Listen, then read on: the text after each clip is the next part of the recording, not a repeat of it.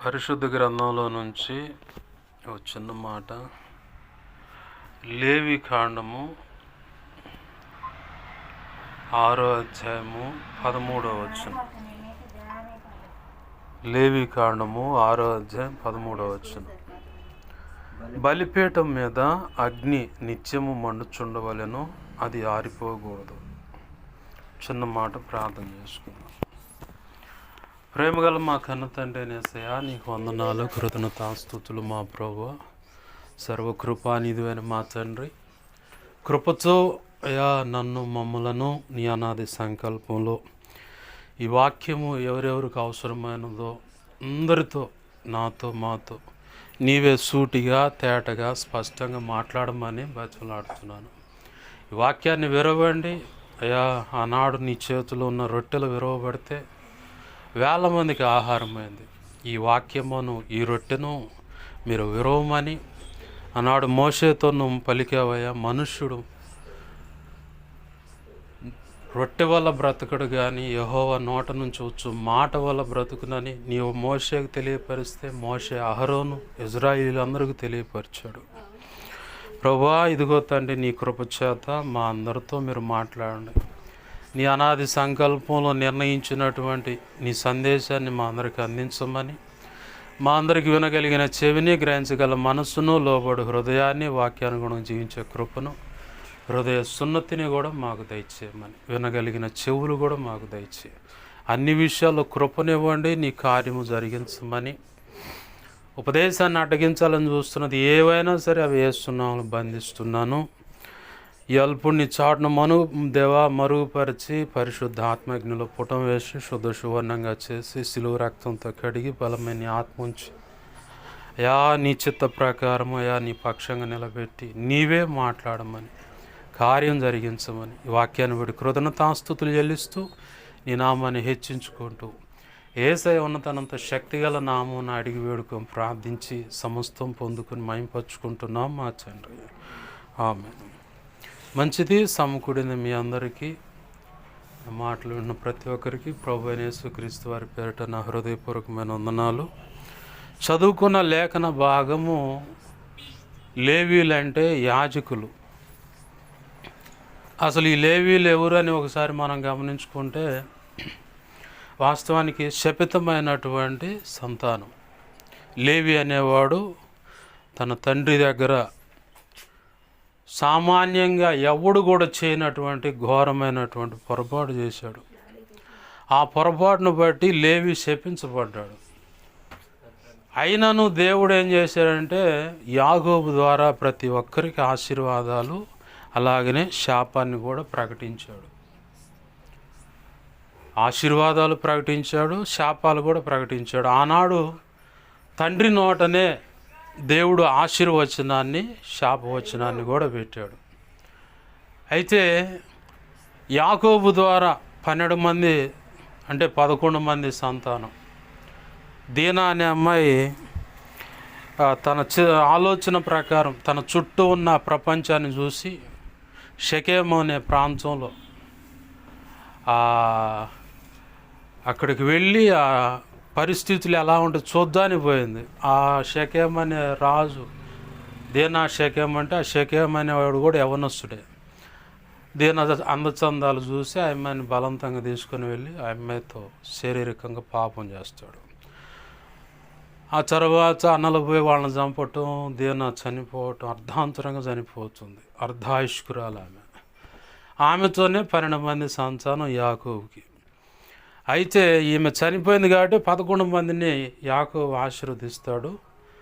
అలాగని యోసేపుని ఎప్పుడైతే కలుసుకుంటాడో తర్వాత యోసేపు యొక్క 2 పిల్లలను కూడా దగ్గర తీసుకొని వీళ్ళు కూడా నా పిల్లలని ఎఫ్రాయిము, మనష్షే అని ఇద్దరిని ఒక గోత్రంలోంచి 2 అర్ధగోత్రాలుగా ఇద్దరికి వాళ్ళకి ఆశీర్వాదం ఇస్తాడు. దాన్ని బట్టి యోసేపు ఫలించేడు కొమ్మ 2 పాళ్ళ ఆశీర్వాదం పొందినోడు అని యాకోబు ద్వారా ఆశీర్వచనం పలుకుతాడు. పెద్దలమైన మనం తల్లిదండ్రుల నోట ఆశీర్వచనం ఉంటుంది. పిల్లలను మనం శపించడానికి పూనుకోకూడదు కానీ దీవించాలి. దీవించటమే వారి జీవితాలు ఆశీర్వాదకరంగా మార్చబడతాయి. అయితే లేవి అనేవాడు పొరపాటు చేశాడు. తన తల్లి వరస అంటే చిన్నమ్మ ఆ వరస అయ్యేటువంటి వ్యక్తితో తండ్రి పాన్పును పంచుకున్నాడని తన తండ్రి పాన్పును పంచుకున్నాడని లేవి శపించబడ్డాడు. అయితే దేవుడు ఆశీర్వదించాడు. యాకోబు ద్వారానే శాపమైన ఆశీర్వాదమైన ఆ 12 మంది సంతానానికి కలిగింది. ఐగుప్తుకు వెళ్ళారు వీళ్ళు. అబ్రహాంకు మాట ఇచ్చినట్లుగా దేవుడు చెప్పాడు, తనది కాని దేశానికి నీ సంతానం వెళ్తుందని. అయితే ఆడ నుంచి నేను మళ్ళీ తెస్తానంటాడు. 400 సంవత్సరాల తర్వాత 4వ తరం అంటాడు. కానీ మోషే అడ్డం తిరిగి మిద్యాను బారిపోవటం వల్ల 430 సంవత్సరాల కాలం పట్టింది. ఆ అరణ్యం నుంచి తిరిగి ఐగుప్తుకు వెళ్ళి దేవుని ప్రజలను విడిపించుకొని రావడం 10 అద్భుతాలు మోషేను వాడుకొని ఎర్ర సముద్రం దాటారు. సీనాయి పర్వతం దగ్గర రాగానే ఇజ్రాయెల్ ప్రజలందరూ అడ్డం తిరిగారు. ఎలా అడ్డం తిరిగారంటే, మోషే యెహోషువ ఇద్దరేమో సీనాయి పర్వతం పైకి వెళ్ళారు. యెహోషువ మధ్యలో ఆగిపోయాడు. మోషే సీనాయి పర్వతం ఎక్కి దేవునితో మాట్లాడుతూ ఉన్నాడు. ఈ లోపల ఈ ప్రజల్లో గుబులు పుట్టింది, దేవుడేడు దేవుడేడు, మనం బళ్ళు అర్పించాలి, ఇలా ఖాళీగా ఉంటే అట్టని వాళ్ళతో పాటు మిశ్రిత జనాన్ని తెచ్చుకున్నారు. మీ దేవుడు మంచోడయ్యా, మేము కూడా ఆరాధిస్తామయ్యా, మేము కూడా గొలుస్తామయ్యా అని చెప్పని వెనకాల పడి వచ్చి వాళ్ళే ఇజ్రాయెల్ ప్రజలందరూ తెప్పలు తెచ్చిపెట్టారు. ఆ మొదటిగా తెచ్చిన సమస్య ఏంటంటే, ఎర్ర సముద్రం దగ్గర ఏందా ఇది మోషే ఏందని చెప్పి జనాన్ని రేపారు. తర్వాత నీళ్ల కాడ జనాన్ని రేపారు. తర్వాత మన్నా దొరక ముందే ఆహారం ఏదని జనాన్ని రేపారు. అట్లా చేదైన వాటర్ కాడ ఏంది చేదు నీళ్ళ అని చెప్పని రేపారు. మాకు మాంసం తినాలనిపిస్తుందని రేపారు. ఈ మిశ్రిత జనమే. మనల్ని అప్పుడప్పుడు మన పక్కన వాళ్ళు కూడా రెచ్చగొట్టి తీసుకుపోయి మాంసంగా ఏడో అంటే పడేస్తారనమాట. కాబట్టి జాగ్రత్తగా ఉండాలి. అందుకే లేఖనం అంటుంది, స్నేహితుని నమ్మొద్దు, ముఖ్య స్నేహితుని కూడా నమ్మొద్దు. నీ కౌగిట పరుండు దాని ఎదుట నీ పెదాలకు కాపు పెట్టుకోమని. అంటే ఒక భార్య దగ్గరే కాదు, ముఖ్యమైన వాళ్ళ దగ్గర కూడా మన నోటి మాటను జాగ్రత్తగా వాడుకోవాలి. నమ్మే విషయంలో కూడా ఎవరిని మొండిగా నమ్మొద్దు. మొండిగా నమ్మి లోతైన గాయాలి ఏంది ప్రభు ఎటు జరిగింది అనుకోవటం కంటే, తగుమాత్రం నీ వంతు నీవు జాగ్రత్త కలిగి ఉంటే, ఆ జాగ్రత్త కలిగి ఉండాలంటే 2 తిమోతి 2:7 అన్ని విషయాలు నీకు దేవుడు వివేకం అనుగ్రహించునుగాక అన్న మాట ఉంటుంది.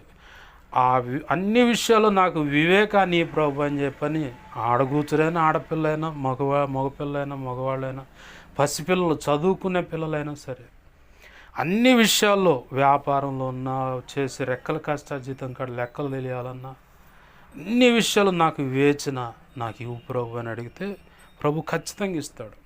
యాకోబు పత్రిక సాక్ష్యం ఇస్తుంది 1:5 తన అడుగు వారికి నిశ్చయముగా తాను ఎవరిని గద్దించకుండా అడ్డు చెప్పకుండా జ్ఞానమును ధారాళంగా అనుగ్రహించు దేవుడై ఉన్నాడు అన్నది. ఏంది సొలొమోను అడిగాడు పసితనంలో, ఇంతమంది జనానికి న్యాయం తీర్చేది ఎవరు ప్రభు, నా వల్ల కాదంటే మరి ఏం కావాలి నీకంటే జ్ఞాన వివేకములు గల హృదయాన్ని నాకు ఇవ్వండి.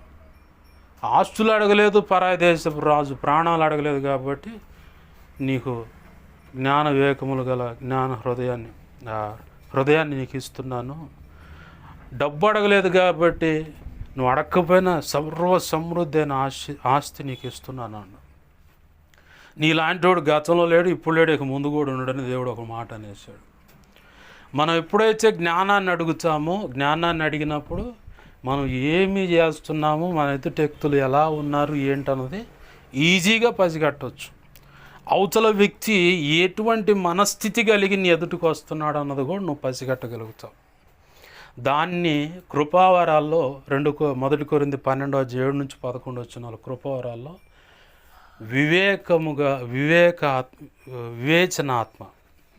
వివేచనాత్మనే ఒక వివేచించే ఆత్మ అనే ఒక కృపావరం ఉంది. అది ఖచ్చితంగా ప్రతి విశ్వాసి, ప్రతి గృహిణి, భార్య కానీ యవనస్తుడైనా ప్రతి ఒక్కళ్ళు అడగాల. అది అడిగినప్పుడు ఎలా ఉంటుందంటే నీ పరిస్థితి పొంచి ఉన్న ప్రమాదం నీకు ఎప్పుడే తెలుస్తుంది. ఎవడైనా ఒక టైపులో పోతాడు అనుకుంటే అది ముందు నీకు తెలుస్తుంది, నీ మనసు కనిపిస్తుంది, ఈ టైపులో చేస్తాడు అనుకుంటే ఆ టైపులో పోతాడు. అంటే నీకు చెప్తాడు దేవుడు ముందుగానే. అదిగో పలానా వ్యక్తి దుర్బుద్ధితో నీ దగ్గరకు వచ్చేలా కుటిలంగా కుతంత్రం కలిగి నీతో మాట్లాడుతున్నాడని తెలుస్తుంది. ఈ మిశ్రిత జనం వల్ల ఇజ్రాయేల్ ప్రజలందరూ దారి తప్పారు. చివరికి పోత విగ్రహాన్ని చేసుకున్నారు. మోషే పోయి దేవుని సన్నిధిలో ఉంటే దేవుడు అన్నాడు, వాళ్ళు దారి తప్పారు పోయా అని. అదేంది ప్రభు అంటే, దారి తప్పారు, నువ్వు కిందకు దిగిపో, వాళ్ళను వైనం చేసేస్తా, చంపేస్తాను మొత్తాన్ని. కాదయ్యా క్షమించయ్యా అంటే, అసలు నువ్వు ముందు పో కిందగా. వచ్చి చూస్తే ఏముంది, మొత్తం తింటున్నారు, తాగుతున్నారు విచ్చలవిడిగా. వావి వరసలు మర్చిపోయి చిందులేస్తా విచ్చలవిడి పాపానికి ఒడిగట్టారు. మోషేకు కోపం రేగి దేవుడు చెప్పిన మాటలుండగా ఎడు చేస్తానని కోపం రేగా 2 పలకలు తీసి నేలకేసి కొట్టాడు. ఆ కొట్టక ముందు ఆయన అన్న మాట ఏంటంటే, దేవుని పక్షంగా ఉండేవాళ్ళు ఎవరో పక్కకు రండి, మీ ఇష్టం వచ్చిన బతికేవాళ్ళు ఎవరు అడుపడినాడు. ఒక్క లేవి గోత్రం మాత్రమే పక్కకు వచ్చింది. ఈ లేవి గోత్రం వాస్తవానికి ప్రారంభంలో యాకోబు దగ్గర తన పెద్ద కొడుకు శపించబడ్డవాడు. కానీ దేవుని ఉగ్రత ఎంత తీవ్రంగా ఉంటుందో ఈ లేవి అనేవాడికి తెలిసింది. కష్టాల్లో ఇరుకు ఇబ్బందులు నడుస్తాం కదా, అవతలోడు కష్టాలు ఇరుకు ఇబ్బందులు పరిస్థితులు మనకు అర్థమవుతాయి. ఎందుకంటే అక్కడ నలుగుడు పడదు కాబట్టి. ఈ లేవి అనేవాడికి ఆల్రెడీ శపించబడ్డాడు. నేను ఎలాగైనా ఆశీర్వాదం పొందాలని తపంతో ఉన్నాడు. మా బతుకులకి ఇట్నే తెల్లారితే అయింది, మేము ఒడ్డున పడేది లేదని మనం అనుకుంటాం. కానీ దేవుడు ఏంది ప్రత్యేకంగా నిన్ను పిలుచుకున్నాడు ఆశీర్వదించడానికి. ఆ ఆశీర్వాదం ఇప్పుడు మనకు కనపడకపోవచ్చు, కానీ పరలోకంలో ఖచ్చితంగా కనపడుతుంది. ఒకటి, అన్నిటికంటే ముఖ్యంగా ఈ భూమి మీద కూడా కనపడుద్ది. దానికి ఒక నిర్ణయ కాలం ఉంటుంది. ఆ నిర్ణయ కాలం వరకు మన విశ్వాసయాత్రను కొనసాగిస్తూనే ఉండాలి. ఈ లేవీలు దేవుడు నిర్ణయించే ఆశీర్వాద ఆ సమయం కొరకు విశ్వాసయాత్రను కొనసాగించారు. వాళ్ళందరితో పాటు వీళ్ళు కూడా ఉన్నారు. కానీ ఎప్పుడైతే దేవుడు గద్దించాడో, గద్దించగానే లేవి గోత్రికులు అందరూ పక్క వచ్చేసారు. ఏ పక్క వచ్చారు? దేవుని పక్షంగా వచ్చారు. దేవుని పక్షంగా రాగానే 11 మంది గోత్రకర్తలందరికేమో, అంటే పెద్దలందరికేమో వాళ్ళకి స్వాస్థ్యాలు ఆస్తి కొలిసి ఇచ్చాడు దేవుడు. ఈ లేవీలకు మాత్రం నేనే ఆస్తి అన్నాడు. ఆమేన్, హల్లెలూయా. ఈరోజు నీకు నాకు మనందరికి కూడా ఆస్తి ఎవరంటే యేసయ్యే. ప్రత్యేకంగా మనకంటూ ఆస్తిపాస్తులు ఏమో చరస్థిర ఆస్తులు 4 రోజులు ఉంటే తర్వాత మనం ఒకవేళ ప్రభు చిత్తం గుట్టుకుమన్నాం అనుకో, ప్రభువా వాడు దేశపోతున్నా అది ఆ 4 సినిమాలో కనుక ఈ నా కుమారుడు పెద్ద దుర్మార్గుడు అని చెప్పి మొచ్చుకున్నట్టు ఆ తండ్రి ఆత్మగా వచ్చి మనకు ఆ సెక్షన్లు ఏమి ఉండవు. మౌనంగా పరదేశంలో చూస్తూ ఉంటాం. విశ్రాంతిలో ఏమి ఇక్కడ ఈ భూమి మీద ఉన్న సాధక బాధలు ఏమి ఉండవు. ప్రశాంతంగా ఉంటుంది అన్నమాట. నేను చూసి వచ్చా పరదేశం. ఆడకు పోయి కొంత ఉపదేశింపబడి నేను వెళ్ళాను, పరదేశికి వెళ్ళాను. ఆడకు పోయి ఆ పైన గది ఏంది చెప్పు అంటున్నా. ఒకరోజు వెళ్ళా, ఆ పైన గది ఏంది అన్న. ఒక పెద్ద ఆయన వచ్చినాడు, దాకా గడ్డ ఉంది, ఆ గది ఏందన్న. ఎందుకు నీకన్నా? నేను ఆ గది కాడికి పోవాలని. అది పోయేది కాదు, ఇప్పుడు కుదరదా అని. అసలు ఏంది అదని? అది మర్మం అని ఇటు రా అని చెప్పని ఇప్పుడు మనం కూర్చోబెట్టి ఆయనతో పాటు ఇంకిద్దరు వచ్చారు. 3 కలిసి ఆయన నాకు బోధించి పంపించారన్నమాట. మెలకు చూసుకుంటే నేను ఇంట్లోనే ఉండే, ఏడున్నానని అదురుపోయి లేచా, లేకపోతే ఇంకా అయినేవాడిని వాడు చెప్పే సంగతులు. ఏంది పరదేశు తర్వాత కొన్ని నెలలు పట్టింది. దేవుడిని అడిగా, ఏంది ప్రభు, అది ఏంటిది ప్రభు, దాని అర్థం ఏంటి అని అడిగితే అప్పుడు దేవుడు చెప్పాడు, నిన్ను పరదేశకు తీసుకెళ్ళాను అని. ప్రశాంతంగా నిద్రపోతాను. సాధువును చూసా, ఒక అలారం మోగుద్ది. అలారం మోగంగా ఎవరికి వాళ్ళ స్థానాల్లో వాళ్ళు ప్రశాంతంగా విశ్రమిస్తూ ఉంటారు. పరలోకం వేరు, పరదేశం ఏంటంటే ఆత్మల విశ్రాంతి కర్మాగారం. అక్కడ ఏంటంటే ఈ భూమి మీద సంగతులు ఏమి పట్టవు. ఈరోజు మనము రాజులైన యాజక సమూహం. ప్రకటన గ్రంథం 1వ అధ్యాయం 6వ వచనం కానీ 1 పేతురు పత్రికలో కూడా పేతురు గారు చెప్పాడు, రాజులైన యాజక సమూహం మీరు అని. రాజులైన యాజక సమూహం అంటే రాజులు పక్కన పెడదాం, పరిపాలన విభాగం అంటే 1000 ఏళ్ల పరిపాలన, లేదంటే ఈ భూమి మీద ఉన్నప్పుడు కూడా కొందరికి అధికారం ఇస్తాడు రాజకీయ నాయకులుగా, ప్రెసిడెంట్లుగా ఇలా ఉండేది. ఆ సెక్షన్ అది వేరు. అయితే రాజులైన యాజక సమూహం అనేది 2 చోట్ల ఉంది, ఈ భూమి మీద ఉంది. లేవి గోత్రముకేమో యాజకత్వాన్ని ఇచ్చాడు, మనకు క్రీస్తు రక్తంలో కడగబడ్డ మనకు కూడా యాజకత్వాన్ని ఇచ్చాడు. ఆ యాజకత్వం ఏంటంటే మొట్టమొదటిది ప్రార్థన. మనం ఇప్పుడు చదువుకున్న మూలవాక్యం కాడికి వచ్చాం. బలిపీఠం మీద అగ్ని మండుచూ ఉండవలను, అది ఆరిపోకూడదు. నీ చుట్టూ ఎన్ని పరిస్థితులు కనపడుతున్నా వాటిని నిధులిచ్చి దేవుని వైపు చూసినప్పుడు నీ పక్షంగా దేవుడు బలంగా కదులుతాడు. అసలు ఆ అభిషేకం నువ్వు ఊహించని రీతిగా వచ్చి పడుతుంది నీ మీద. ఈ మధ్యకాలంలో నేను పాట రాయటానికి ప్రభు కృపనిచ్చాడు. తాళుకునే శక్తిని ఇవ్వండి. తాళుకునే అంటే తట్టుకొని నిలబడే శక్తి. ఏంటి, ఆర్థిక ఇబ్బందులు ఉన్నాయి, నా బ్రతుకు మీద నాకే విరక్తితో ఉన్నాను, అయినా సరే నీ సేవ చేయాలని ఆశ కలిగి ఉన్నాను. కాబట్టి దానికి తగ్గట్టుగా కావాల్సిన సమృద్ధైన పరిశుద్ధాత్మ, ఆ కృప, అభిషేకంగా నాకు ఇవ్వు ప్రభు అని బాధల్లో ఉన్నవాడు దేవుని పని చేయాలని తప్పిస్తూ ఉంటే తన ఆర్తనాదం ఎలా ఉంటుందో ఆ పాటలో దేవుడు రాయడానికి కృపనిచ్చాడు. నేను అంతే ప్రార్థన చేస్తాను. నా చుట్టూ ఉన్న సమస్యల వైపు నేను చూడను. ఈరోజు ఇవి ఉంటాయి, రేపు పొద్దున అయిపోతాయి. ఎవరిని నమ్మటానికి లేదు. యేసయ్యని ఎంత నమ్ముతాం గుడ్డిగా అంత మేలు. ఆమేన్, హల్లెలూయా. అయితే ప్రభు అంటున్నాడు, బలిపీఠం మీద అగ్ని మండుతూ ఉండాలి, అది ఆరిపోకూడదు. ఆరిపోతే ఏమైందంటే సైతాన్ గాడు వచ్చి బర్ర మనల్ని ఈడ్చుకొని పోతాడు. మనం ఎప్పుడైతే ప్రార్థన నిర్లక్ష్యపరుస్తామో, ఎప్పుడైతే ప్రార్థనకి వెనకడుగు వేస్తామో, విజ్ఞాపన అయినా సరే, ఇక వాడు వస్తాడు లైన్లోకి. చాలే నాకు ముద్దు బిడ్డవయ్యా అని చెప్పని లైన్లోకి వస్తాడు. మనం ఎప్పుడైతే ప్రార్థన చేస్తూ ఉంటే మన చుట్టూ ఉన్న పరిస్థితులు ఎంత వ్యతిరేకంగా ఉన్నా, ప్రతికూలం అంటే ప్రతికూలమైన వ్యతిరేకం ఉన్న ఒకటే అర్థం, వ్యతిరేకంగా ఉన్నా ఆయన కదులుతాడు. లేఖనంలో మాట రాస్తుంది ఏంటంటే, నీతిమంతులకు కలుగు ఆపదలు అనేకములు, వాటన్నిటిలో నుంచి యెహోవాయే వానిని తప్పించును అని ఉంది. మనము క్రీస్తు రక్తంలో కడగబడిన నీతిమంతులం. వాస్తవానికి మనకు నీతి లేదు, పరిశుద్ధత లేదు. జన్మత కర్మత తల్లిదండ్రులు వచ్చినటువంటి పాపం, జన్మత కర్మత అంటే మనం చేసుకున్న పాపాన్ని బట్టి. క్రీస్తు రక్తంలో కడగబడక మునుపు మనం అదే బతుకు. ఎప్పుడైతే కడగబడ్డామో, కడగబడిన తర్వాత ఆయన నీతి వస్త్రం అంటే మొదటిగా రక్షణ వస్త్రం, తర్వాత నీతి వస్త్రాన్ని దొరుకుతాడు. రక్షణ వస్త్రాన్ని మనం రోషంగా కొనసాగించినప్పుడు మనకు తెలియకుండానే ప్రభు మన మీద నీతి వస్త్రాన్ని కప్పుతాడు. యాకోబు క్షమించండి ఎలిజబెత్ అమ్మ, అలాగే ఆ భర్త ఎవరు, లూకాసు వార్త 1వ అధ్యాయంలో ఉంటారండి వాళ్ళిద్దరు దంపతులు. ఏంది, గబ్రియేలు వచ్చి ఒక మాట చెప్పుద్ది, అయ్యా నీకు బిడ్డ కలగబోతున్నాడంటే, ఏందయ్యా నువ్వు ఎట చెబుతూ ఏందంటే, నువ్వు నమ్మలేదు కాబట్టి మౌనంగా ఉంటావు అని. అయితే ఎప్పుడైతే దేవదూత చెప్పిన మాట అక్షరాల నెరవేరిందో, తర్వాత యోహాన్ అని పేరు రాయంగానే పలక మీద తన నోరు తెరవబడుతుంది. వాళ్ళిద్దరి గురించి చెప్పబడ్డ మాట ఏంటంటే, దేవుని యొక్క సకల ఆజ్ఞలను కట్టడలను ఆచరిస్తా దేవుని చేత నీతిమంతులుగా తీర్చబడ్డారు. జకరియా ఎలిజబెతములో దేవుని చేత నీతిమంతులని పిలువబడ్డారు. నోవా కూడా నీవే ఈ తరమంతటిలో అంటే ఈ భూమి మీద ఉన్న ప్రజలందరిలో నువ్వు ఒక్కడివే లేదా నువ్వు ఒక్కదానివే నీతిమంతురాలుగా నాకు కనపడ్డావు అని ప్రభువు చెప్పవచ్చు.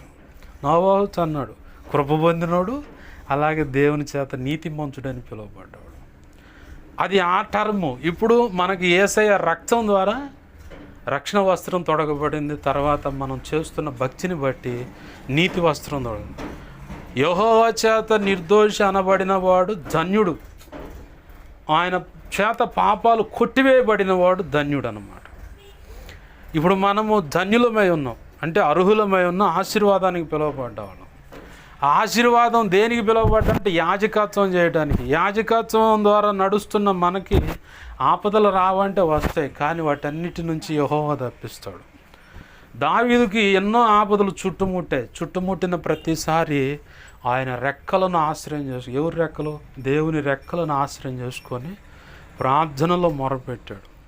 మొరపెట్టినప్పుడు వాస్తవానికి కెయిలా పట్టణస్థులకి కొద్దిగా ఓపిక పట్టండి. కెయిలా పట్టణస్థులకి తను ఎంతో మేలు చేశాడు దావీదు. ఓ సమయం వచ్చింది, తన మామే, పిల్లనిచ్చిన మామే తరుముకుంటా వచ్చాడు. దేనికి? చంపటానికి. ఈడుంటే నా కొడుకు రాజుగాడు, ఈ ఆస్తి మొత్తానికి రాజ్యం మొత్తం ఈ లాక్కొని పోతాడు ఈ దావీదుగాడని. ఎట్లయినా దావీదు దొరికితే చంపాలనే సౌలు ఎతికాడు. ఆ సంగతి దావీదుకు తెలిసి కెయిలా పట్టణస్థులు మేలు చేశా కదా, నాకు ఏదో ఒక రూపాయన సహాయపడతారు కదా అని చెప్పి మనం కూడా అప్పుడప్పుడు మన ఆయన చెప్పని ఆశ్రయిస్తే వాళ్ళు మనకే గోతులు తవ్వి పూడ్చి పెడతానికి రెడీ అవుతుంటారు. అదే బ్యాచ్ కెయిలా పట్టణస్థులు. కెయిలా పట్టణంలోకి వెళ్ళినా కానీ దావీదుకు డౌట్ అన్నమాట. అంత కుయుక్తిగా అడుగులేస్తాడు దావీదు.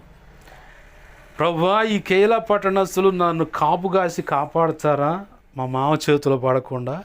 లేకపోతే వీళ్ళు కూడా ఆ పెద్ద మనిషికి దడిసి నన్ను అప్పచెబుతారంటే వీళ్ళు కృతజ్ఞత లేని వాళ్ళు.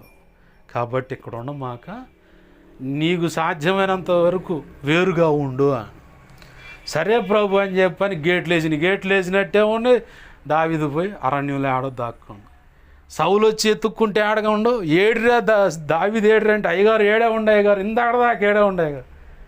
ఊరకట్ట కనుమొబ్బు కలుగు చేసి తప్పించేస్తాడు దేవుడు.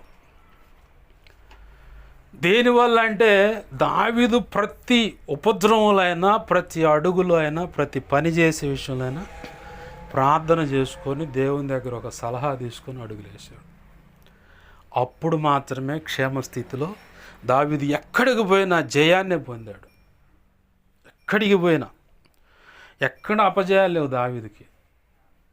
కన్న కొడుకే చంపబోతున్నాడు, కుయుక్తి పని చంపబోతా ఉంటే తన ప్రాణ స్నేహితుని ద్వారా సంగతి తెలుసుకొని, ఏందబ్బాయి అంటే నువ్వు వాడి దగ్గర ఉండు, వాడి పక్కన నాకు చాలా ముఖ్యుడైనటువంటి మంత్రి ఉన్నాడు, వాడు ఏదో ఒకటి చేసి నా కొడుకును రేపుతాడు, కాబట్టి నువ్వు అది పాడు చేయాలని చెప్పంటే సరే అని చెప్పని పక్కన వచ్చి కూర్చుంటే దావీదుకు మంచి దేవుని దగ్గర నుంచి వచ్చిన మాటలాగా ఉంటుందంట ఆ మంత్రి సలహా ఇస్తే. అలాంటి వ్యక్తి దావీదు కుమారుడి చేతిలో చేవేసి కుట్రకు ఆజ్యం పోస్తాడు, అంటే రేపుతున్నాడు. రేపుతుంటే దావీదు స్నేహితుడు ఉన్నాడుగా, దేవుడు తన కుమారుడి విషయంలో ఒక ఆలోచన రేపి, అహితోపేలు చెప్పిన ఆలోచన కాదు, అట్టాగండి, మా నాన్న ప్రాణ స్నేహితుడు ఒకడు ఉన్నాడు ఇక్కడ, ఆయన విలుద్ద ఆయన ఏం చెబుతాడు అనగానే, అయ్యా ఏంది మరి నువ్వేం చెబుతావు, అహితోపేలు అయితే చెప్పాడు నువ్వేం చెబుతావు అంటే, అహితోపేలు చెప్పింది ఇప్పుడుకైతే తప్పు. అదేంది, మీ నాయన సామాన్యుడు కాదు, యాడుంటాడో ఎవడికి తెలియదు, యుద్ధ నైపుణ్యత కలిగినోడు. అందుట్లో మీ నాయన పక్కన ఉన్నోళ్ళు ఎలుగు పంటి పిల్లలు పోగొట్టుకుంటే ఎంత రేగిన మనసుతో క్రూరత్వంతో ఉంటుందో అట్లాంటి వాళ్ళు ఉన్నారు. మీ నాన్న చంపటం అంత తేలిక అనుకుంటున్నావు, అయింది కుదరని పని. ఎవడైతే కుట్ర పన్నాడో దానికి ముందుగా దావీదు ప్రార్థన చేశాడు వాడి విషయంలో.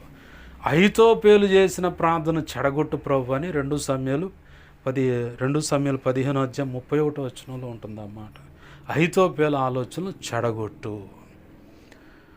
ఇక్కడ దావీదు ప్రార్థన చేశాడు, అక్కడ స్నేహితుని దేవుడు వాడుకున్నాడు, ఆలోచనలు జడగొట్టాడు. నేను అనుకున్నది జరగలేదు కాబట్టి దావీదును చంపాలనుకున్న అహితోపేలు మంత్రే, దేవుని మాటలాగా ఉంటుంది ఆయన మాట. కానీ కుట్ర పనితే పోయి ఆడండు, ఇల్లంతా చక్కబెట్టుకున్నంట ఎవరు భాగాల వాళ్ళకి, అబ్బాయి ఇది నీదిరా ఇది నీదిరా ఇది నీదిరా అని ఎవరికి వాళ్ళు సెటిల్మెంట్ చేసి ఉరి పోసుకొని చచ్చాడు. ప్రార్థన మన హృదయంలో బలిపీఠం మీద ప్రార్థన కరెక్ట్గా ఉంటే, నువ్వు ఎవరు ఎటు నుంచి కుయుక్తులు పడినా, ఆ లోతు ఇంటి చుట్టూరే ఉన్నారు జనం, పొగ్గమ్మింది, లోపలే ఉన్నారు, బయటే ఉన్నారు, ఆ కిటికీ వాకిలి కనుక్కోలేకపోయారు. ఆ నీతిమంతుడైన లోతు అని ఆయన గురించి చెప్పుకోవచ్చు. ఆయన ఒక్కడు ప్రార్థనలో కరెక్ట్గా ఉండవు, కానీ దేవుడు కుటుంబం అంతటిని కాపాడాలనుకుండవు. కానీ భార్య అసలు ఏమవుతుందని వెనక్కి తిరిగింది, అంతే మటాష్ ఉపస్తంభం అయిపోయింది.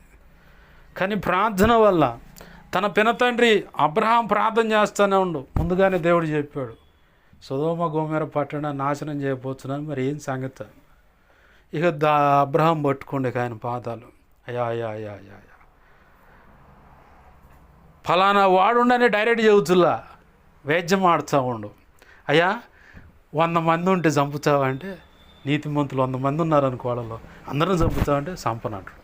అయ్యా అయ్యా ఏమనుకో, మాకు 50 మంది ఉంటే చంపను, 35 మంది ఉంటే చంపను, 30 20 15 ఇట్టు కిందకు వచ్చామండు. దేవుడికి అర్థమైపోయింది, తను డైరెక్ట్గా అడుగుతలేదు ఇటు సంగతి అని. ఇక లోతు విషయం అర్థమై లోతుతో చెబుతాడు ఆ కొండ ఎక్కువ అని. దేవుడు మనకి ఏది చెప్తాడో ఆ స్థలంలో ఆ స్థలంలో మనం ఉన్నప్పుడు మనకు క్షేమం, ఆ పని చేసినప్పుడు మనకు ఆశీర్వాదం. కాదని మనం ముందుకు అడుగులు వేసి పెడగా ముందుకెళ్తే మనం ఏం సాధించలేం. లోతుకి అదిగా కనబడుతున్న చిన్న కొండ ఎక్కాడు. లోతు ఏం చెప్పాడు తెలుసు, దేవదూతకి త్రిత్వంగా వెళ్ళిన దేవునికి ఒక భాగంలో ఉన్నటువంటి దేవునికి ఏమన్నా తెలుసా, ఈ చిన్న పట్టణానికి కాను. ఆ కొండెక్కినడితే తన పిల్లలతో తనకు తెలియకుండా మత్తుడై ఆ 2 పిల్లలు పాపానికి ఒడిగట్టేవాళ్ళు కాదు, ఏంది శాపగ్రస్తమైనటువంటి సంతానం బయటకు వచ్చేది కాదు.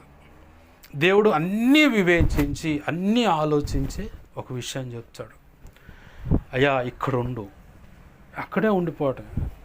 ఇప్పుడు నేను ఉన్న ఇంట్లో నువ్వు విడుండు అండు, సరే ప్రభు. చుట్టూ ఉపద్రవంగా అయినా సరే వాళ్ళకి పిచ్చెక్కుతుంది, నేను ఆడ నుండి ఎటు గదిలాడకుండా, ఇదిగో ఇక్కడ ఈ పని చేయండు, సరే ప్రభు అని ఆడ కూర్చున్నా. రక్షణ పొందిన నాటి నుంచి ఇప్పటి వరకు కూడా నువ్వు ఏ పనికి వెళ్ళడానికి లేదు, నేను నిన్ను పోషిస్తే అటు కూర్చోండి, సరే ప్రభు అని కూర్చున్నా. దేవుని పరిచర్య కోసం ఆటో ఇస్తానండు, సరే నీ ఇష్టం ప్రభు ఇవ్వు అన్నాను. ఆటో ఇచ్చే విషయంలో ఒకటి వివాహం జరిగిన తర్వాత పోషణకు కూడా కావాలి కాబట్టి ఆటో ఆ సమయం కాకుండా ఇటు దేవుని పనికి అటు జీవన సంబంధమైన ఉపాధికి అన్ని విషయాల్లో నేను అనుమతిస్తున్నాను. ఇప్పుడు ఆటో కొన్నాను, ఆటో తీసుకొని నేను నీకు సహాయపడతాను. దేవుడు ఎప్పుడైతే మనల్ని ఫలానా చేయమంటే అది వివాహం విషయంలో అయినా సరే ప్రార్థనాపూర్వకంగా వివాహ విషయంలో, దాంపత్య జీవితం విషయంలో అయినా సరే, నువ్వు ఎప్పుడైతే దేవుడు నీకు తన దాసుని ద్వారా కానీ లేదా నీతోనే స్వరం ద్వారా మాట్లాడే మీ ఇద్దరి మధ్య అంటే దేవునికి నీకు సత్సంబంధం ఉందా, ఆయన నీతో స్వరంతో మాట్లాడతాడు. లేదు కళా దర్శనం ద్వారా మాట్లాడే అనుభవం ఉందా, ఆ కళా దర్శనం ద్వారా మాట్లాడతాడు. స్పష్టంగా ఏదైనా ఒక విషయాన్ని సూచన అడగాలి, మనం సూచన అడిగినప్పుడు ఖచ్చితంగా ఆయన చూపిస్తాడు. గిద్యోను పరాక్రమం గల బలాఢ్యుడు అని గిద్యోను అంటే చుట్టూ చూసుకుంటుండే ఎవరు అని. నువ్వేనా బాయ్ అంటే ఊరుకో ప్రభు, మాకు దేవుడు చూడండి మా బతుకులేంది ఎట్టెందుకుంటే అని. గోధుమలు దొల్లగొట్టుకుంటూ ఆడ కూర్చుంటే దేవదూత అంటది, దేవుడు నీకు తోడైనడు, పరాక్రమం గల బలాఢ్యుడు, ఇజ్రాయిల్ని రక్షించడానికి నువ్వే అన్నాడు. ఈరోజు మనల్ని కూడా దేవుడు ఒక వినూత్నమైన కోణంలో ఒక్కొక్కరిని ఒక్కొక్క టైప్లో ఒకళ్ళని ప్రార్థనలో ఉపయోగపెట్టుకొని వాడుకుంటాడు, ఆత్మను రక్షించుకుంటాడు. ఒకళ్ళని సేవలో వాడుకొని ఆత్మను రక్షించుకుంటాడు. ఒక్కొక్కళ్ళని పడిపోయినటువంటి గుడారాలను తిరిగి బాగు చేయడానికి వాడుకుంటాడు. అది కూడా సేవే. ఇక్కడ బలాఢ్యుడైన పరాక్రమం గల బలాఢ్యుడు అని చెప్పి గిద్యోను అంటే ఆయన సూచన అడిగాడు, మంచు తోటి ఈ గొర్రెబొచ్చు మీద మంచు పడాలి ప్రభు అన్నాడు. సరే అన్నాడు, పాడింది. ప్రభువా ఈ గొర్రెబొచ్చు ఎండిపోయినట్టే ఉండాలి, చుట్టుపక్కల మంచు పడాలి. సరే అన్నాడు. 32,000 మందిని తీసుకొని వచ్చి వీళ్ళు నాకు ఎక్కువ అన్నాడు. పరీక్షిస్తే టోటల్గా తేలింది ఎంతమంది అంటే 300 మంది ఫైనల్ అయ్యారు. 300 మంది అయ్యారు. 300 మంది ఎట్ట ఫైనల్ చేశాడు దేవుడు, ఒక మోకాళ్ళుని ఒక చేత్తో నీళ్లు తీసుకుంటూ ఒక చేత్తో కత్తి పట్టుకున్నవాడిని సెలెక్ట్ చేసుకున్నాడు. అట్టెందుకు సెలెక్ట్ చేసుకున్నాడు, ఆయుధం పక్కన పెట్టేట్టు నీళ్లు తీసుకున్నవాడిని ఎందుకు సెలెక్ట్ చేసుకోలేదంటే, శత్రువు మాంసంగా వచ్చి ఒకవేళ మీద పడే అవకాశం ఉంటే, నా మాటలేనండి, బండి తీసుకోవచ్చులే. ఏంది, శత్రువులు అమాంతంగా వచ్చి మీద పడితే ఇటు చేతులతో నీళ్లు తీసుకునేవాడు ఏం చేస్తాడు, ఇటు తల ఉంచుతాడు. శత్రువు ఎమ్మడిని తల మీద కత్తేస్తాడు అనమాట. కత్తేసినప్పుడు తల తెగి పడుద్ది. అయితే మనం గమనించాల్సిన విషయం ఏంటంటే, ఒక చేత్తో కత్తి పట్టుకొని ఒక చేత్తో నీళ్లు తీసుకొని కుక్క గతికినట్టు గతికాడంటే ఏ క్షణంలో అయినా సరే శత్రువు మన మీదకి వచ్చి పడే మాట అయితే ఈ చేతిలో ఉన్న ఆయుధాన్ని తీసుకొని అమాంతంగా శత్రువును పొడి చేసి తను కాపాడుకోగలడు. అలాంటి నైపుణ్యత మెలకు కలిగిన వ్యక్తుల్ని 300 మందిని ఎంచుకున్నాడు. ఆ 300 మందితోనే దేవుడు గిద్యోనికి గొప్ప విజయాన్ని ఇచ్చాడు. మనం అనుకోవచ్చు, మనం నలుగురమే కదా, కొద్ది మందిమే కదా, ఒకవేళ కులాన్ని బట్టి చూస్తే నా కులం ఏ పాటిది, నా పరిస్థితి ఏ పాటిది, ఇలాంటి మనం తొంగి చూసుకుంటాం. దేవుడు అంటాడు, అవన్నీ పక్కన పెట్టు, నేను అవి చూసి నిన్ను పిలిచానా అయింది, అవి చూసి నిన్ను ప్రార్థనకి ఒక ప్రార్థనా పరురాలుగా, ఒక ప్రార్థనా పరుడుగా, ఒక పరిచారకుడుగా, ఒక సేవకుడుగా, ఏంది నా ప్రణాళిక నీ పట్ల ఇలా ఉందని నీకు చెప్పానా? కులాన్ని కాదు. 1 కొరింథీ పత్రిక 1వ అధ్యాయం 25, 26, 27, 28 వచనాలు చెప్పినట్టుగా, లోకంలో గనులు జ్ఞానులు మేము పెద్ద చురుము చోపు మా కులం అది ఇది అన్నవాడికి సిగ్గు కలగాలని వెర్రి వారిని, నీచులను, అసహ్యులను, తృణీకరింపబడిన వారిని కోరుకున్నాడు. ధర్మశాస్త్ర పండితులు ఏమన్నారు, పేతురులు వాక్యం చదువుతూ ఉంటే, విద్య లేని పామరులు కదా, ఇంత పాండిత్యం వీళ్ళకి ఎక్కడిది? అపోస్తుల గురించి ఆ మాట అన్నారు. వీళ్ళు చేపలు పట్టుకునేవాళ్ళు, వీళ్ళకింత వ్యవహారం ఏడదాన్ని. యేసు ప్రభు అను అరే మన మధ్య వీళ్ళ నాన్న వడ్రంగి పని చేసుకుంటాడు కదా, ఇతనికి తెలివితేటలు, ఈ మాటలు, ఈ ఆడిన, ఈ అభిషేకం ఏంది, ఈ అధికారం ఏందని వాళ్ళు నమ్మలా. కానీ నమ్మిన కాడ దేవుడు అద్భుత కార్యాలు చేసుకున్నాడు. మనల్ని ఏ పిలుపుతో దేవుడు పిలిచాడో ఆ పిలుపుతో మనం అడుగులు వేస్తే ఖచ్చితంగా నువ్వు చేసే వ్యాపారంలో సక్సెస్ చూస్తావు, పనిలో సక్సెస్, రెక్కల కష్టాజీతం. అక్కడ రూపాయి పెట్టుబడి కావచ్చు, ఆ రూపాయిని 1000 రూపాయలుగా కూడా చేయగలడు నా ప్రభు. ఆమేన్, హల్లెలూయా. ఆయన చెప్పినట్టు నువ్వు అడుగులు వేస్తే ఖచ్చితంగా నా ప్రభు కార్యం చేస్తాడు. మనమేం చేస్తాము, ఆయన చెప్పిందేమో మనకి వెర్రితనంగా కనపడుద్ది, మనం అనుకున్నదేమో గొప్ప జ్ఞానంగా అనిపిస్తుంది.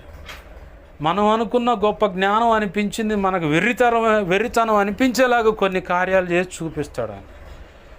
ఆయన అనుకున్నది వెర్రితనంగా మనకు కనపడదు, కాస్త ఇదే అబ్బాయి అసలు మార్గం, అసలు వ్యవహారం, ఇలా అడుగులేస్తే ఇంత ఆశీర్వాదం పొందుకునేదాన్ని, అంత ఆశీర్వాదం పొందుకునేవాడిని, ఎందుకు ఇట్ట చేశానని చెప్పని మన లోపల మదనపడి, పశ్చాత్తాపడి, క్షమాపణ కోరుకొని సరి చేసుకొని ఆయన మార్గంలో అడుగులేసేలాగా చేస్తాడు.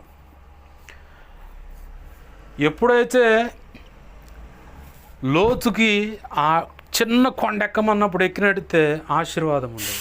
మనం ఇప్పటికైనా సమయం మించిపోలేదు, పొరపాటుగా అడుగులు వేస్తూ దైవ చిత్తానికి వ్యతిరేకంగా అడుగులు నడుస్తూ ఉంటే, ప్రవర్తిస్తూ ఉంటే, దిద్దుబాటు చేసుకొని ఆయన పాదాలు పట్టుకుంటే ఖచ్చితంగా నా ప్రభు ఆలస్యమైన పని, ఆలస్యమైన ఆశీర్వాదం కలిపి డబల్ ఇస్తాడనమాట. ఆమేన్, హల్లెలూయా. ఏంది కలిపి డబల్ ఇస్తాడు ఆయన. ఆయనే ఆలస్యమైందని మనం బాధపడతాం, మనం మదన పడతాం. కానీ ప్రభు ఏం చేసుకుంటాడంటే ఆ ఆలస్యాన్ని కాస్త అద్భుతం చేసి డబుల్ చేస్తాడు ఆ పని. ఇప్పుడు ఒక్క క్షణంలో చేయాల్సిన పని మనకైతే 2-3 రోజులు పని, ఆయనకైతే ఒక క్షణంలో.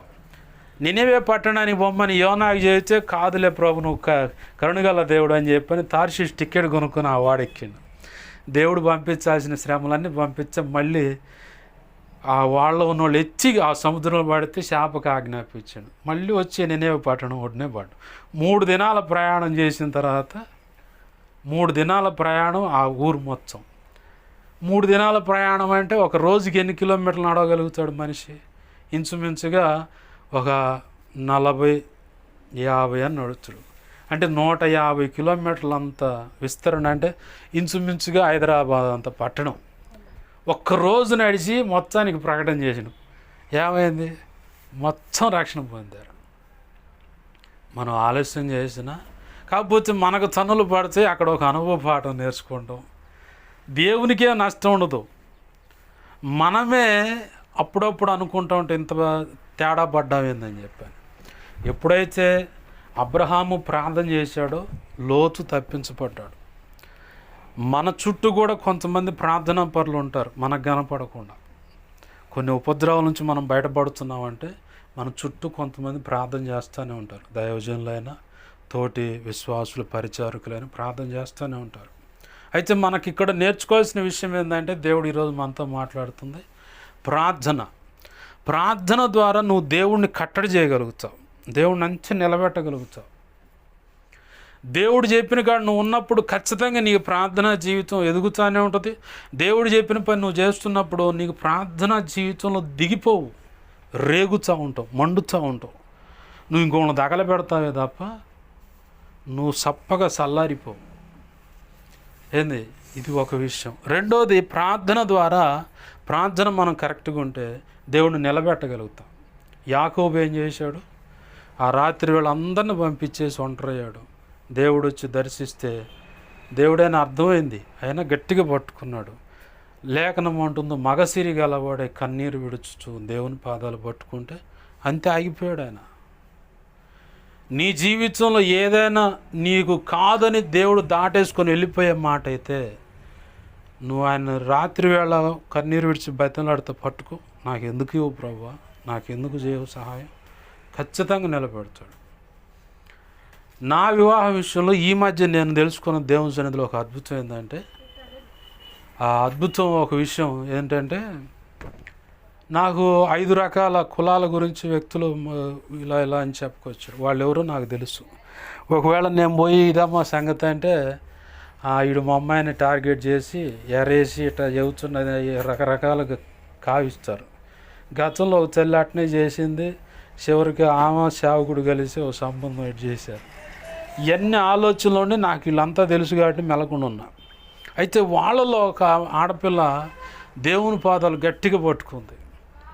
అయితే ఆ వ్యక్తితోనే నా జీవితం, లేదంటే నేను చచ్చిపోతాను. దేవా ఫలానా చోట మరి హోసన్న సావాసంలో మంచి సంబంధం ఉందని చెప్పని దైవజనులు చెప్తున్నారు, నువ్వు కూడా ఆలోచనిస్తున్నావంటే కొద్దిగా ఆగు, ఫలానా వ్యక్తి ఇలా తీర్మానం చేసి ప్రార్థన చేసుకున్నారు, కొద్దిగా ఆగు.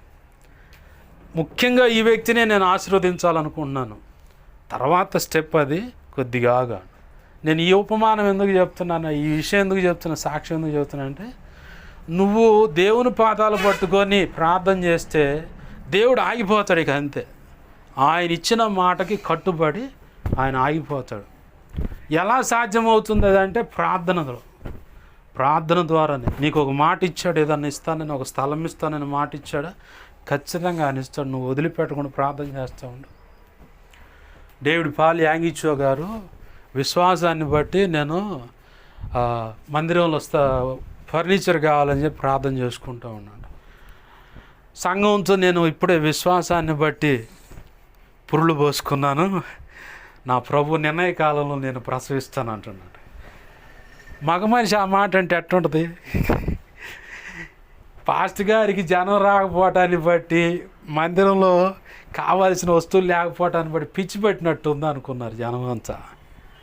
విచిత్రం ఏంటంటే, ఆ ప్రాంతంలో వేరే దేశవస్తుడు ఒక అతను, మంచి కోటీశ్వరుడు, మంచి వెలగల ఫర్నిచరు తన ఇంట్లో ఉంది. అయితే అది విమానంలో తీసుకుపోవడానికి కుదరదు, దాన్ని నేడే వదిలేసి వెళ్ళాలి. వాళ్ళకి ఇచ్చి వదిలేసి వెళ్ళిపోవటం కంటే ఒక చర్చికి ఏదన్నా భేద చర్చి ఏదన్నా ఉంటే ఆ చర్చికి ఇద్దామని చెప్పని అనుకుంటా ఉంటే ఎవరున్నారు భేద చర్చి అంటే డేవిడ్ పాల్ యాంగిచో గారు. అయితే కంటైనర్ల మీద ఎక్కించండి, ఆడ లారీల మీదకి ఎక్కించండి అని చెప్పని ఎక్కించి తీసుకుపోయి ఆడ ఆపారు. ఎవరయ్యా, ఎందుకు వచ్చారు, ఏంటంటే మా అయ్యగారు ఇట్ట తన స్వదేశానికి వెళ్ళిపోవచ్చు అన్నాడు, ఈ ఫర్నిచర్ విమానంలో తీసుకుపోతే కాదు, భేద సంఘం ఏదో ఉందని అడిగితే మీరేనని తెలిసింది, కాబట్టి ఇవన్నీ మీకు ఇచ్చేసి వెళ్ళిపోమని చెప్పారయ్యా అంటే, ఇక అప్పుడు ఆయన కళ్ళ నిండా నీళ్ళు తీసుకొని, దేవా నువ్వు మాట ఇచ్చినట్టు నెరవేర్చావా. సంఘం అంతా ఊరిపోయింది, అమ్మ సేవకుడి విశ్వాసం సామాన్యంగా లేదని చెప్పి. అప్పటి నుంచి ఆ సంఘం కట్టబడింది. ఎలా 25 లక్షల మంది సంఘం. అది ఒక్క ట్రిప్పుకు 1,00,000 మంది ఆరాధన చేస్తారంట. 10 వర్షిప్పులు 10 వర్షిప్లు అంటే 10 లక్షల మంది, 25 లక్షల మంది సంఘం అని ఆ సంఘానికి పేరు. 13 గంటలు ప్రార్థన చేస్తారు ఆ పెద్ద మనిషి. వెళ్ళిపోయినంటే ఇక రాడు బయటికి. అయ్యో మేము అంత ప్రార్థన ఆడ చేస్తా అంటే నిన్ను చేయమని చేయవచ్చు.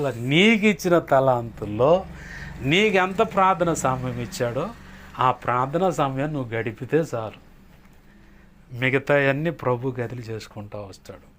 నీకు ఒక మాట ఇచ్చాడు, ఆయన పట్టుకో గట్టిగా. నాకు ఎన్నో సంగతులు చెప్పాడు, ఎన్నో ఆశీర్వాదాలు ఇలా చేస్తానని.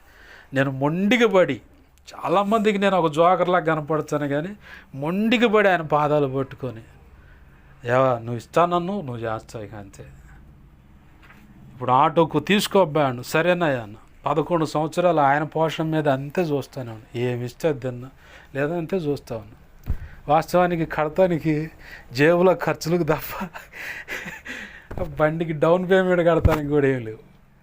ఆయన ఏదో చేసుకొస్తాడు మొత్తానికి, ఎవరో ఒకళ్ళని కదిలియటము, ఏదో ఒక అద్భుతం చేసుకొస్తాడు. నేను నమ్ముతా ఖచ్చితంగా. ఏంది, దేవుని పాదాలు పట్టుకుందాం. దేవుడు అంటుంది బలిపీఠం మీద అగ్ని ఆరకూడదు, అది మండుతూనే ఉండాలి. ప్రార్థన అనే అగ్ని, విజ్ఞాపన అనే అగ్ని, వాక్యం అనే అగ్ని, పరిశుద్ధాత్మ అనే అగ్ని, ఉద్యమం అనే అగ్ని అంతరంగంలో మంట మండుతూ ఉంటుంది. దాన్ని బట్టి నువ్వు రేగుతూ ఉంటావు. ఇక దేవుని పని చేయాలి, దేవుని కోసం బ్రతకాలి, ఇంకొకరిని రక్షించాలి, ఇంకొక వ్యక్తిని ప్రోత్సహించాలి. పడిపోయినోడు చూసినప్పుడు అయ్యో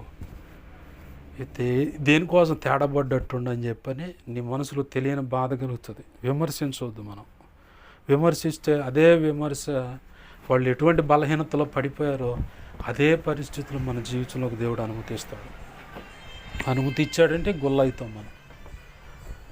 గతంలో మీకు చెప్పినట్టున్నాను, ఒక పెద్ద ఆయన చుట్ట తాగుతుడే పద్దాగలు చుట్ట తాగుదే అక్షరపోతే చుట్టదాగడం అని చెప్పాడు. స్వతంత్రంగా స్నేహితులు అనమాట. ఆయన మంచంలో పెట్టి అటు నలిపి ఇటు నలిపి సరి చేసుకొని నీతి మొత్తం ఇచ్చి దేవుడు తీసుకోండు. మందిరంలోనే పండుకోండు కొన్నాళ్ళు. నేను చూస్తానే ఉన్నా.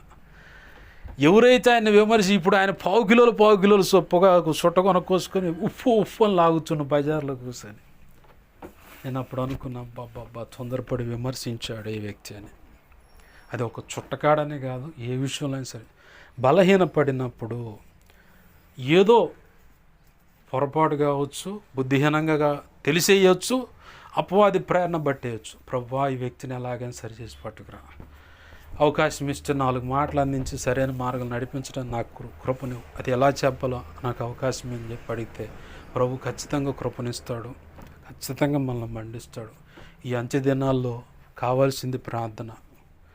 ఆ ప్రార్థనే దేవుడు ప్రత్యేకంగా ఏర్పాటు చేసుకున్న వాళ్ళ విషయంలో ప్రార్థన చేయకుండా అపవాది వాడికి సంబంధించిన దురాత్మ అంధకార శక్తులు కొన్ని ప్రాంతాలు తెస్తేసుకొని కూర్చుంటాయి. అవి కాకుండా పూజలు అందుకునే కొన్ని మొత్తం మూటగట్టుకుని మన మీద దాడి చేయడానికి ప్రయత్నం చేస్తాయి. దాడి చేసినప్పుడు ఏమైందంటే తెలియకుండా ఒళ్ళంతా అలసిపోయినట్టుగా అలానే కూలబడిపోతాం. దాడి చేసినప్పుడు ఏమైందంటే ప్రార్థన అసలు నడిపింపు రాదు, మనసంతా చికాకు కనిపిస్తుంది. ప్రార్థన చేద్దాం అనుకున్నప్పుడే తెలియకుండా నిద్రలోకి వెళ్తాం. ప్రార్థన చేద్దాం అనుకున్నప్పుడే నడుము లాగుతాయి, ఏదో ఒక సైడు గ్యాస్ట్రిక్ ప్రాబ్లం లాగా మొదలైంది.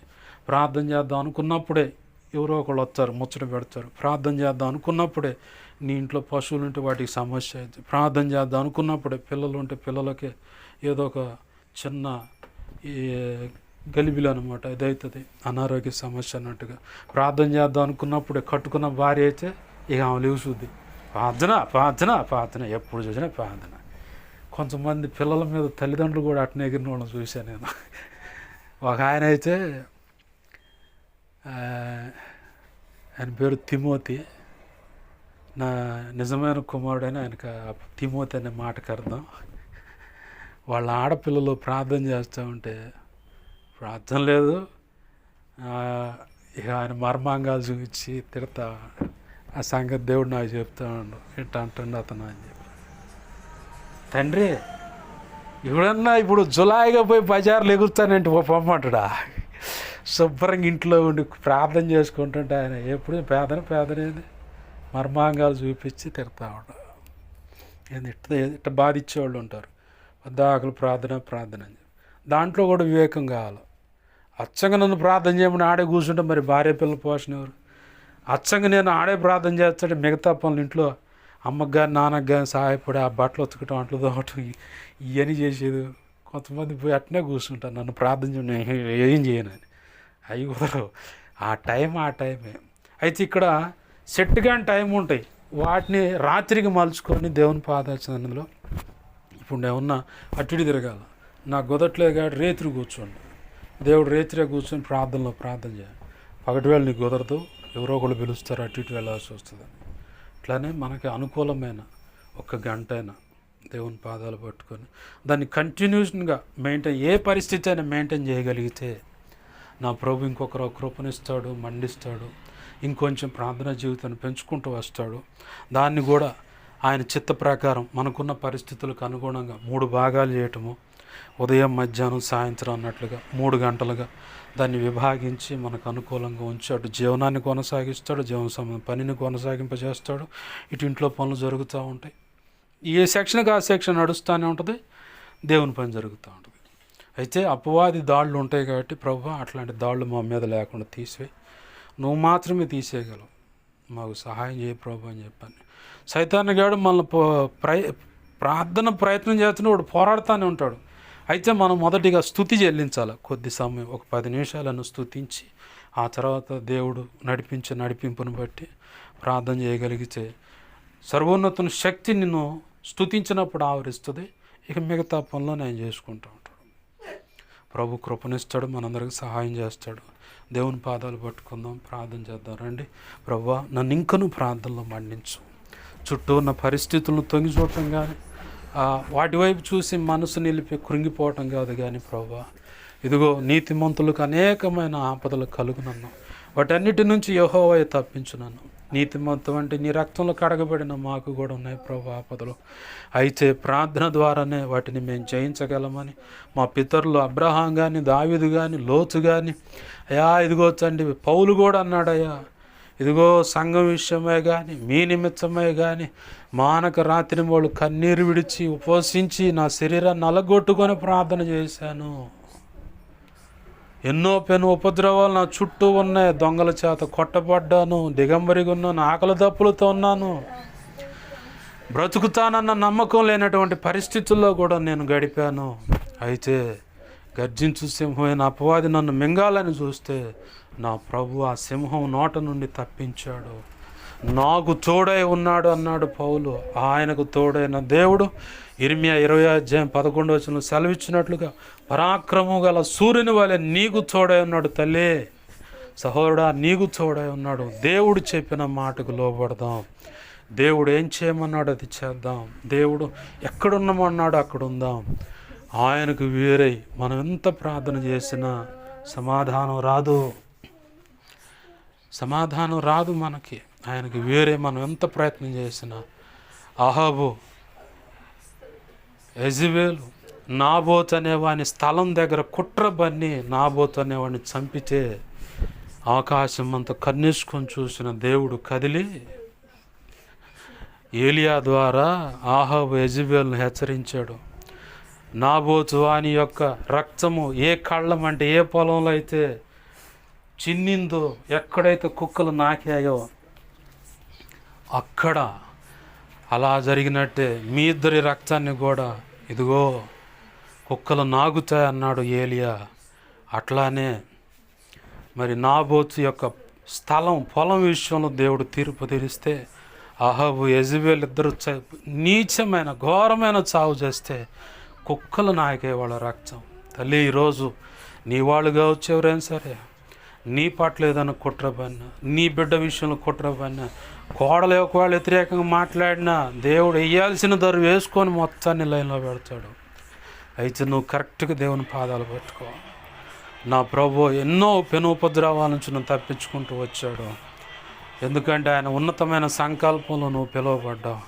ఆయన ఉన్నతమైన పని కొరకే ప్రార్థన చేయటానికైనా, పరిచర్య చేయటానికైనా, సేవకైనా, సండే స్కూల్ టీచర్ అయినా, స్త్రీల మధ్య నిలబడటానికి సేవా పాత్రకైనా, ఆయన ఉన్నత సంకల్పంలో నిర్ణయించబడ్డ సార్వత్రిక సంఘ సంస్కరణ పనిలో అయినా సరే నిన్ను వాడుకోవటానికి పిలిచాడు దేవుడు. అంటే కులాన్ని బట్టో హోదాతనాన్ని బట్టి కాదు, ఎవరైతే కులము అది ఇదని విర్రవీగుతున్నారో వాళ్ళను వెర్రి వాళ్ళగా, వాళ్ళకు సిగ్గు కలిగేలాగా నిన్ను హెచ్చించి, గతంలో చెప్పాడు ఇప్పుడు చెబుతున్నాడు దేవుడు, రిక్కందల్లా షర్రమ, నీ కుటుంబాన్ని, నీ వంశాన్ని అబ్రహాము దావీదులను ఎలా అయితే శాశ్వతమైన ఆశీర్వాదానికి ఎంచి పిలుచుకున్నాడో అట్టి గొప్ప ఆశీర్వాదమే నీకు నిర్ణయింపబడింది. అది పోలేదు, అది ఆడికి పోలేదు, నిన్ను వెంటాడుతుంది. నిన్ను ఎలాగైనా సరే, నీ కుటుంబాన్ని, నీ వంశాన్ని ఎలాగైనా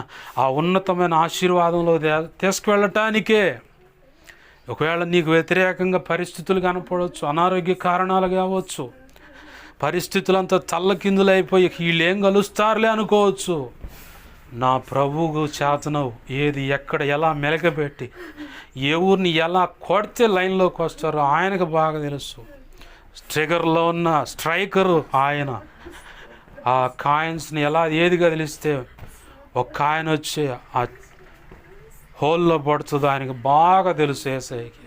అలానే ఎవరిని కదిలిస్తే, ఎవరిని ఎక్కడ మెలేస్తే, ఎవరిని ఎక్కడ ఇరిస్తే, ఎవరిని ఎక్కడ సరిచేస్తే ఆయన అనుకున్న పని ఎవరి విషయంలో ఎలా జరగాలో, వివాహమైనా, నీ భార్య నీతో కలిసే విషయమైనా, నీ బిడ్డల జీవితాలు కట్టబడటమైనా, నీ రోగం కుదుటపడటమైనా, ఆర్థిక అప్పుల నుంచి బయటపడటమైనా, చేస్తున్న రెక్కల కష్టార్జితం ఆశీర్వాదకరంగా మార్చబడటమైనా, ల్యాండ్ సమస్యల విషయంలో నీతోనే కాదు నాతో కూడా మాట్లాడుతున్నాడు తల్లి.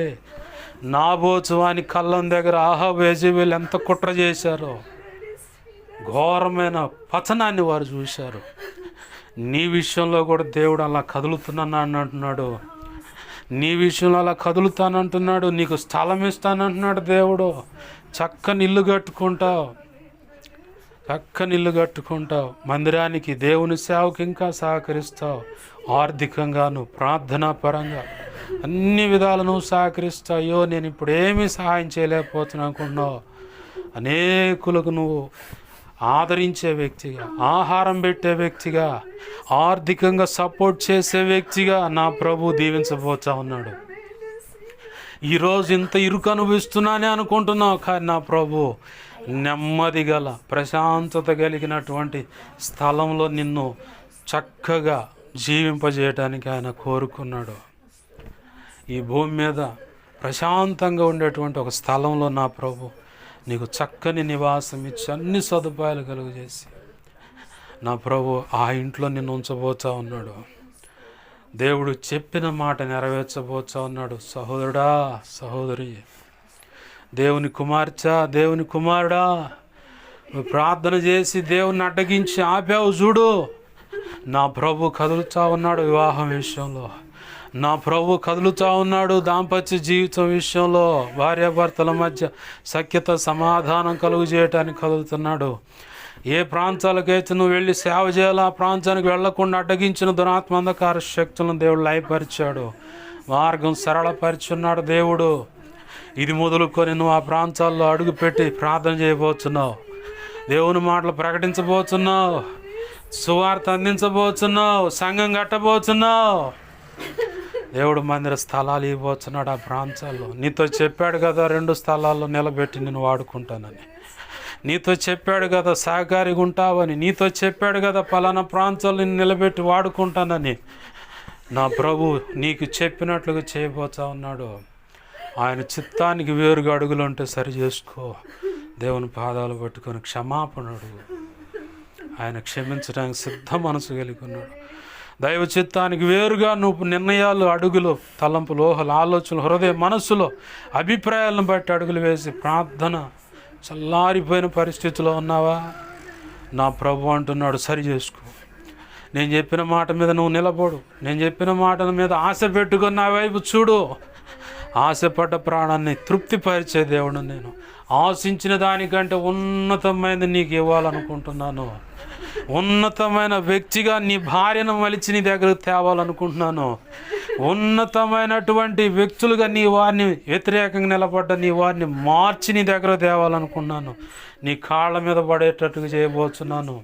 ఎవడైతే కారు కోతలు కూశారో, ఎవడైతే నీ విషయంలో కుట్ర పన్నారో వాళ్ళకు పడాల్సిన దరువు శిక్ష పడుతుంది, సరిచేయబడతారు. నీ పక్షంగా దేవుడు కదులుతున్నాడని, దేవుడు నమ్మిన బిడ్డలతో పెట్టుకుంటే ఇలా ఉంటుందని చెప్పని వారు గ్రహించి కరెక్ట్గా సరిచేయబడి నీ దగ్గరకు వచ్చి నీతో సమాధానం పడతారు, క్షమాపణ కోరుకుంటారు.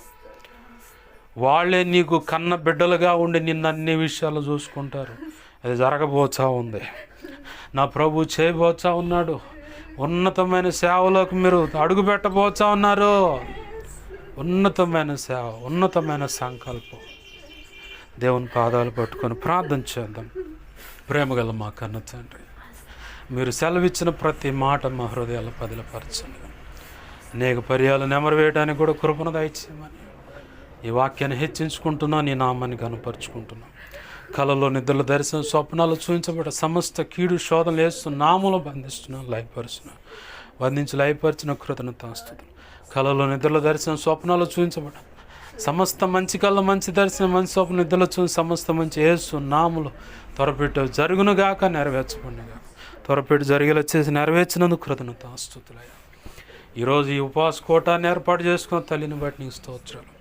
తన జీవితంలో ఇప్పటివరకు ఎదురైన ప్రతి అనుభవాన్ని బట్టి నీకు స్తోత్రాలు. తను ఈ మధ్య కాలంలో ఎదుర్కొన్న పరిస్థితులను బట్టి ఒక ఆపద నుంచి కూడా నువ్వు తప్పించావు, పశువు యొక్క దాడి నుంచి కూడా తప్పించావు. అయ్యా నీకు వందనాలు, కృతజ్ఞతాస్తుతులు చెల్లిస్తున్నాం. అయ్యా ఇదిగో ఈ స్థలం విషయంలో సమస్య నుంచి పరిష్కారం తెచ్చి, ఇదిగో ఆ స్థలం కొనుక్కో, అది రిజిస్ట్రేషన్ కావడానికి సహాయం చేయి. అయ్యా నిలువ నివాసం పడతానికి సహాయం చేయి. లేదు నీ చిత్తం ఎలా ఉందో తల్లికి బట్టబయలు చేసి అయా నీ చిత్తానుసారంగా అడుగులు వేయడానికి సహాయం చేయి. అయా నీ చిత్తం అయితే ఎవరితో మాట్లాడితే ఇంటికి మీటర్ అమర్చబడుతుందో, అయా కరెంటు పెట్టబడి ఫ్యాను లైట్లు కలిగి ఉంటుందో అది నీ చిత్త ప్రకారం వారిని కదిలించండి. లేదా సోలారు అయా సిస్టమ్ ద్వారా తల్లి అయా లైట్లు ఫ్యాన్లు పెట్టుకోవడం నీ చిత్తం అయితే వాళ్ళతో నువ్వు మాట్లాడి అయా తక్కువ రేట్లో అవి ఏర్పాటు చేసుకోవడానికి సహాయం చేయి. అందుకు కావాల్సిన ధనం కూడా తల్లికి దయచేయండి. అయా తల్లికున్న బీపీ నార్మల్ తీసుకురా. అయా దీర్ఘాయు సంపూర్ణమైన ఆరోగ్యం దయచి చేరి వచ్చిన ప్రతి బిడ్డను కూడా దీవించని అనారోగ్య సమస్యల నుంచి విడిపించండి. స్వస్థత కలుగును గాక. సమస్త చీకటి అంధకార శక్తుల బంధకాల నుంచి యేసు నామములో ఏ మాంత్రిక ఇది ఎంత ప్రమాదకరమైన బంధకాల నుంచి గృహ దేవుళ్ళని కుల దేవతలు దేవుళ్ళని అయా ఈ లోకంలో చెప్పబడుతున్న దేవి దేవతలను బడిన వాటి ఎదుట పూజల హోములు అవి ఎంత ప్రమాదకరం అట్టి బంధకాలను సంపూర్ణంగా ప్రతి ఒక్కరికి ప్రార్థన ఏకీపిస్తున్న వారికి కూడా విడుదల కలుగును గాక. గొప్ప కార్యాలు అపవాది బంధకాల నుంచి వాడు దూతల దాడి నుంచి విడుదల కలుగును గాక. కాళ్ళ పేడదని యేసునామములో బంధిస్తున్నాను.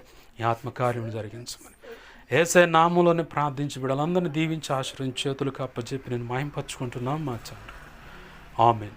ఇప్పుడు మన తండ్రి అయిన దేవుని ప్రేమయు, ఆయన ప్రియకుమారుడైన యేసుక్రీస్తు వారి కృపయు, పరిశుద్ధ ఆత్మదేవుని అన్యోన్య సహాయ సహవాసము సమకూడిన మనకు సకల పరిశుద్ధులకు ప్రార్థనలు ఏకీపిస్తున్న ప్రతి ఒక్కరికి, సార్వత్రిక సంఘంలో ఉన్న సకల పరిశుద్ధులకు, ఈ ప్రాంతంలో ఉన్న సంఘాలు, సేవకులకు, సంఘ పెద్దలకు, ప్రజలకు కలిగిన సమస్తానికి నిత్యత్వం చేరుపర్యంతరం సదాకాలం చూడండి.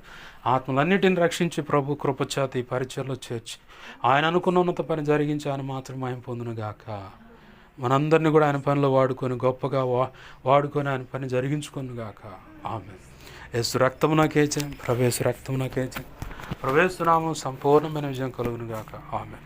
అపవాది వాడి దోతలు చీకటి అంధకార శక్తుల క్రియలు అవి ఎంత ప్రమాదకరమైన మాంత్రిక ప్రయోగం అవి ఏవైనా సరే వాటి అన్నిటికీ అనంతరాశ సర్వనాశనం నిత్యనాశనం కలుగునుగాక. ఆమేన్. యేసు రక్తము నాకే జయము జయము జయం. ఆమేన్. హల్లెలూయా, హల్లెలూయా, హల్లెలూయా. అందరికీ వందనాలు. ప్రభు యొక్క మహోచిత కృప మనందరికీ తోడైండి నడిపించునుగాక. ఆమేన్, ఆమేన్.